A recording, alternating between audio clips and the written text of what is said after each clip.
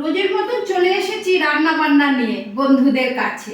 আজকে আমি রান্না করেছি, এই দেখো বন্ধুরা, থোর ভাজা ছিল কালকে, সত্যি কথাই বলবো, কালকে থোর ভাজা ছিল।